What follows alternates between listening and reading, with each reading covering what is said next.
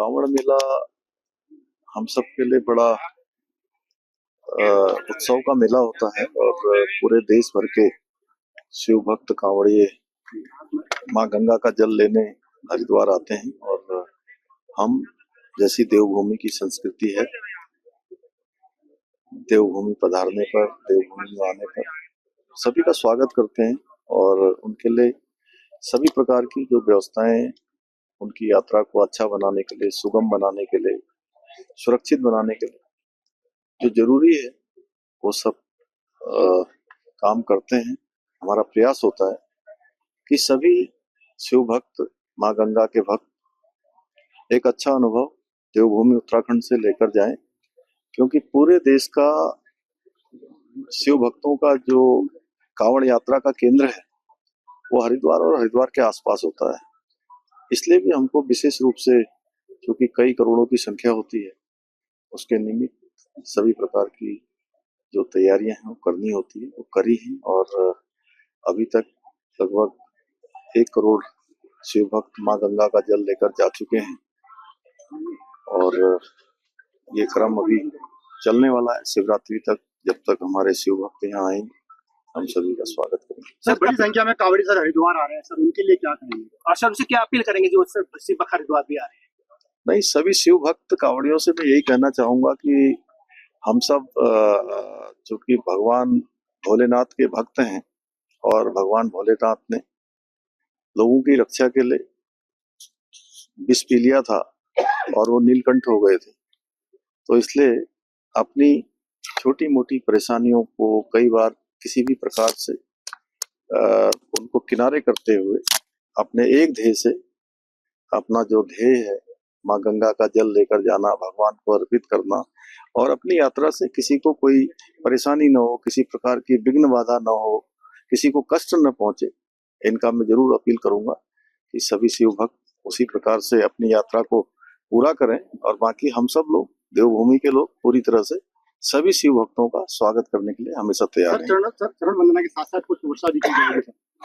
देखिए, वो प्रत्येक वर्ष का हमारा कार्यक्रम है, क्योंकि शिव भक्त हमारे जो है बड़ी कठिन यात्रा करते हैं, कई सैकड़ों किलोमीटरों की यात्रा करके पैदल चलते हुए अपने गंतव्यों तक पहुंचते हैं और यहाँ आते हैं। तो हम सबका एक नैतिक रूप से भी और हमारे संस्कार के रूप में भी उनका स्वागत करना हमारा धर्म है और हम उनका स्वागत करते हैं। सर, क्या प्रधानमंत्री को संदेश देना चाहेंगे कांवड़ियों को, क्योंकि उनका उत्तराखंड से लगाव है? प्रधानमंत्री जी का देवभूमि उत्तराखंड से बहुत लगाव है और अब हमारा यहाँ पर 2027 में कुंभ भी प्रस्तावित है। आदरणीय प्रधानमंत्री जी का मार्गदर्शन लेकर हम कुंभ की सभी व्यवस्थाओं को भी ऐतिहासिक बनाएंगे। भव्य कुंभ होगा, दिव्य कुंभ होगा और चूंकि शिव भक्तों को और हमारे कांवड़ वालों को आदरणीय प्रधानमंत्री जी की प्रेरणा से ही हम यहाँ पर नवाचार करते हैं, सभी व्यवस्थाएं करते हैं। राज्य की तरफ से जो फंड है उसकी व्यवस्था करते हैं, क्योंकि आदरणीय प्रधानमंत्री जी स्वयं भगवान भोलेनाथ के बड़े भक्त हैं, अनन्य भक्त हैं। और आपने देखा होगा, इसी कारण बाबा केदार की नगरी जो आपदा में पूरी तरह से तहस नहस हो गई थी, क्षतिग्रस्त हो गई थी, उस बाबा की नगरी को फिर से सजाने और संवारने का काम बाबा ने अपने परम भक्त हमारे देश के यशस्वी प्रधानमंत्री श्री नरेंद्र मोदी जी को दिया। और आज हमारे बाबा केदार का जो धाम है वो भव्य केदार और दिव्य केदार के रूप में नया रूप ले रहा है। करने के लिए इस यात्रा को करते हैं, तो हम सबको ये याद रखना होगा, भगवान शिव ने सृष्टि की रक्षा के लिए, दूसरों की रक्षा के लिए हलाहल पी लिया और इसीलिए वो नीलकंठ हो गए। तो इसलिए अगर हमको भी कहीं कोई परेशानी आती है तो मैं आप सबसे अपील करता हूँ कि यात्रा में किसी प्रकार की विघ्न बाधा न हो, किसी प्रकार की कोई परेशानी न हो। आपकी यात्रा के कारण से किसी को भी कोई परेशानी न हो और यात्रा के नियमों का आप पालन करें, ये मैं अपील भी करता हूँ। मुझे गर्व है कि लाखों कांवड़िया इसी भावना के साथ यात्रा कर रहे हैं, मैं उन सबको नमन करता हूँ। लेकिन कुछ लोगों से जो इस पावन यात्रा के उद्देश्यों को भुलाकर अशांति या उपद्रव की राह पर चलने का प्रयास कर रहे हैं, उनसे भी विनम्र अपील करता हूँ कि वे सच्चे शिव भक्त की भांति विनम्रता पूर्ण आचरण करें, क्योंकि जब भक्त विनम्र और सहनशील होता है तब उसे आत्मिक शांति प्राप्त होती है। मैं भगवान आशुतोष से प्रार्थना करता हूँ इस बार की आपकी कांवड़ यात्रा आपके भीतर शिव तत्व को जागृत करे। इसके लिए आपको प्रसन्न रहकर शांतिपूर्ण आचरण करना होगा। भाइयों बहनों, देवभूमि उत्तराखंड की यह पुण्य भूमि केवल आप सभी का स्वागत नहीं करती, बल्कि आपकी सेवा को अपना सौभाग्य मानती है।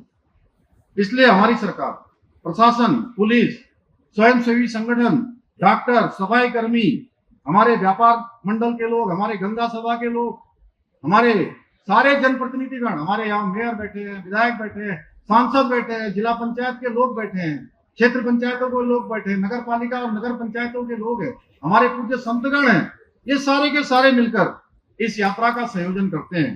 भाइयों बहनों, उत्तराखंड को देश का अग्रणी राज्य बनाने के अपने विकल्प रहित संकल्प के साथ हम निरंतर कार्य कर रहे हैं, जिसका परिणाम भी आ रहा है। और इसका परिणाम है कि हमारी दिशा बिल्कुल सही लक्ष्य की ओर बढ़ रही है। नीति आयोग भारत सरकार के इंडेक्स में पूरे देश के अंदर सतत विकास के लक्ष्यों को प्राप्त करने में देवभूमि उत्तराखंड पूरे देश के अंदर पहला स्थान हमने प्राप्त किया है भाइयों। इसके साथ ही हमने बेरोजगारी दर भी राष्ट्रीय औसत से हमारी कम हुई है।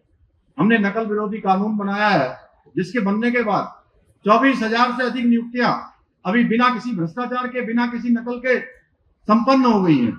भाइयों बहनों, और नकल माफिया आज जेल की सलाखों के पीछे हैं।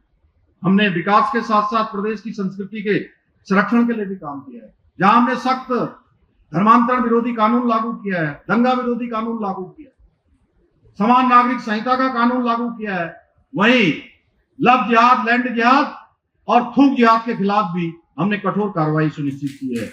भाइयों बहनों, अब हम सनातन की आड़ में विधर्मियों द्वारा छद्म वेश बनाकर, वेश बदलकर हमारे भोले भाले लोगों को ठगने के खिलाफ भी एक ऑपरेशन हम चला रहे हैं। आप सभी को पता है उस ऑपरेशन का नाम क्या है? कालनेमी।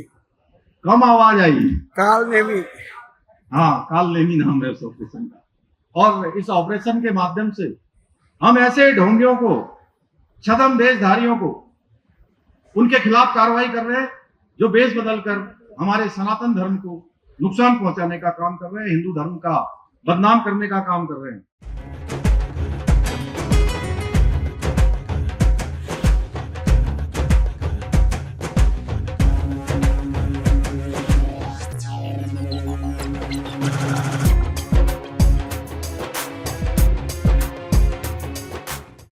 अगर आप ये वीडियो YouTube पर देख रहे हैं तो हमारे चैनल को सब्सक्राइब कर बेल आइकन दबाएं और Facebook पर देख रहे हैं तो हमारे पेज को लाइक करें।